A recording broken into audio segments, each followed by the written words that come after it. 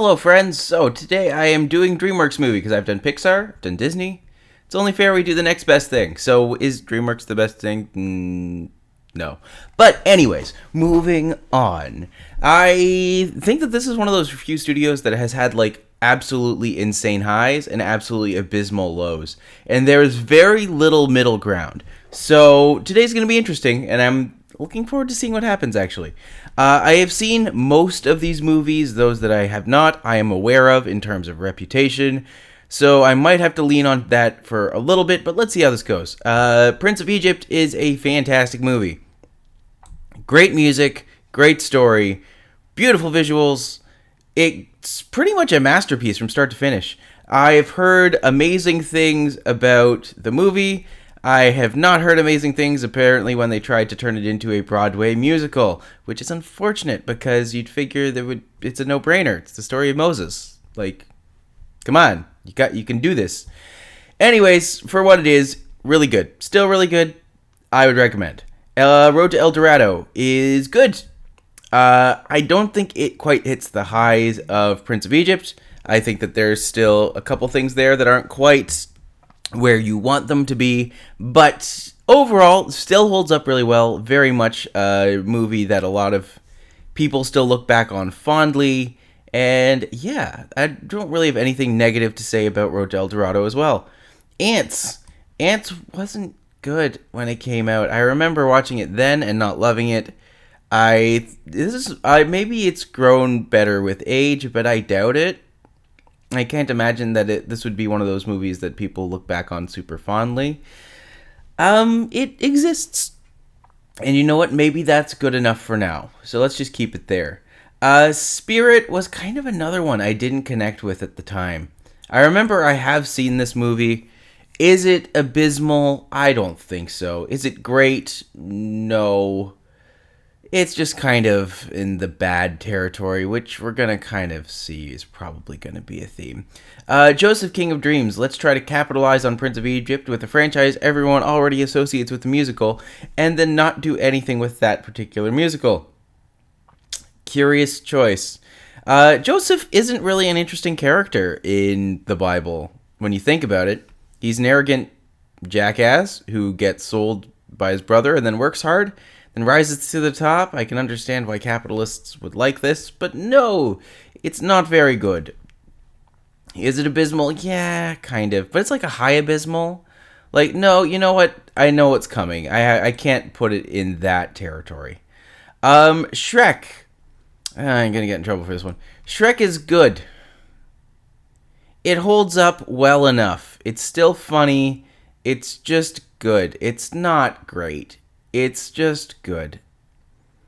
Mostly because it's unique, but now just with, the age we are in, Shrek he set the tone for a lot of this, but he didn't make a lot of this great. I don't know. Like, he's been surpassed by other things that are better. And so even though Shrek was the first one to break the mold and did a lot of really cool and interesting things and really fun things, is it the best? No. But it's good. It's good enough. So, nothing wrong with Shrek. Sinbad. Sinbad was fine, I guess. It's not really super memorable. It's not really super crazy or anything like that. It's just kind of there. I don't think anyone's just like, oh, let's go watch Sinbad. Let's go do this movie. And good voice cast, I'll give it that. I remember it having a lot of really interesting visuals, but overall, maybe not the most memorable story. Turbo, the story of a snail who wants to be a race car driver. It's kind of just mediocre. Maybe it's bad. I remember this was one that when I worked at Blockbuster, this would be one that we would put on, and maybe I just blocked the bad parts out, but I don't remember it being bad. Chicken Run was like such a massive hit when it first came out, but I never really understood the hype fully. I really think that the other movies that they did afterwards were much, much better. I feel like they just get better with each iteration. So I'm just going to do that now, actually. There's Wallace and Gromit, which I think is good. And then there's Flushed Away, which is probably really, really underrated. It's a fantastic movie. So take that as a grain of salt, because this is me ranking DreamWorks. No, I'm not going to be mean. It's a great studio that makes a lot of money still. Shrek 2 is great. Shrek 2 is great. Nothing else to say. It's better than the first one. You know what? Maybe it's better than Flushed Away. The jokes hold up today. It has the most cohesive story. It's the most interesting. It has a great Bowie song in a pivotal scene. It's Shrek 2. Shrek 2 is Shrek 2, Shrek Furious. So, yeah. I think that it's really, really good. And if you haven't seen Shrek 2, now you have an excuse. Over the Hedge is not good. Is it bad or is it abysmal? It's bad. It's bad. It's not abysmal. I will put it above Joseph, though, but below Spirit. Give Spirit something. Madagascar, I'll put this here because we should probably do the other Madagascars first.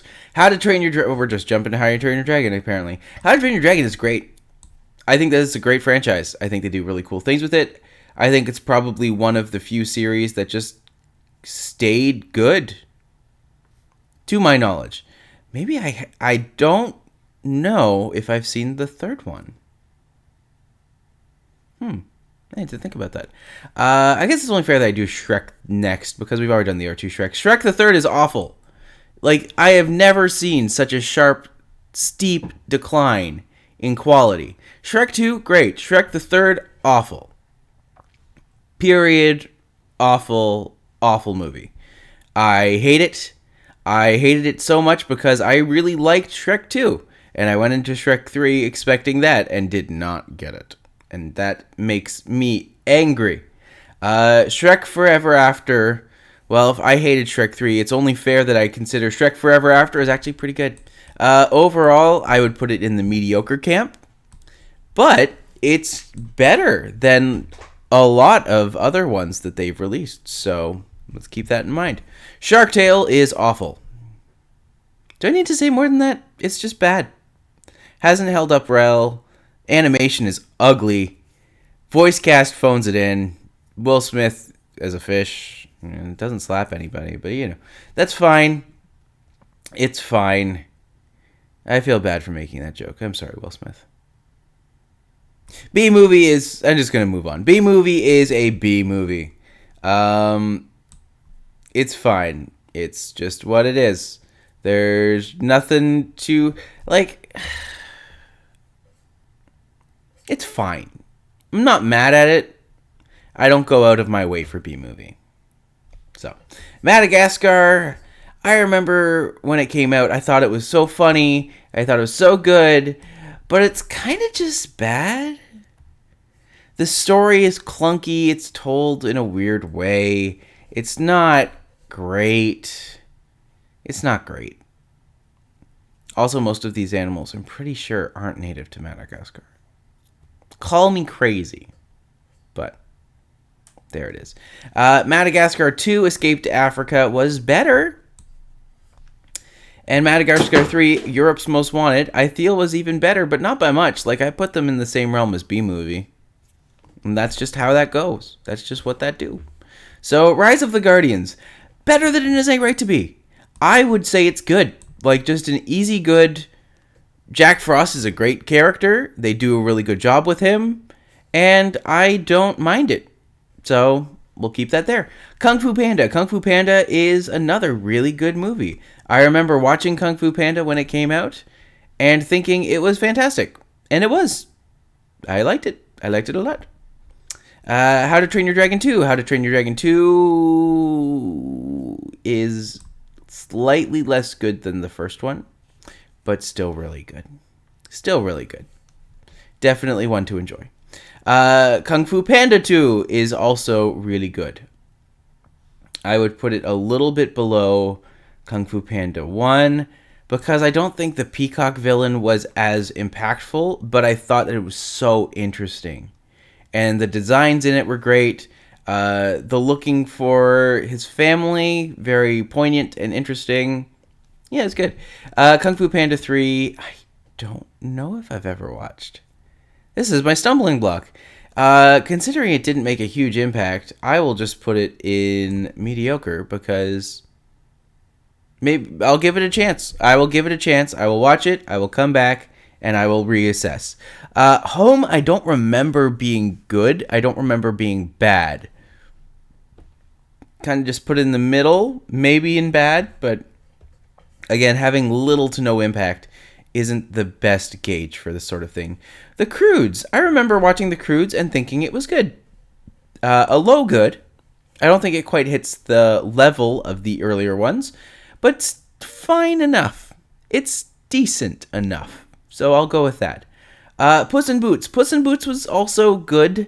I would say lower end of good. I would say it was just above Shrek Forever After. So I'll keep that there. Megamind. Megamind was really good. I actually thought Megamind was super intelligent, super funny, really well done. It's highly underrated, which is kind of weird to say, but it is. I think that they do a really good job on it. They have a lot of fun with it, and yeah, definitely one to enjoy. Monsters versus Aliens. I remember it being okay. I remember the storyline being like drastically different than what I expected going in, which isn't the fault of the movie. It's just kind of one of those things that you're just like, oh, that's what they did? Okay. So Monsters and Aliens sits very firmly, very, very comfortably below Shrek Forever After. I'm okay with that.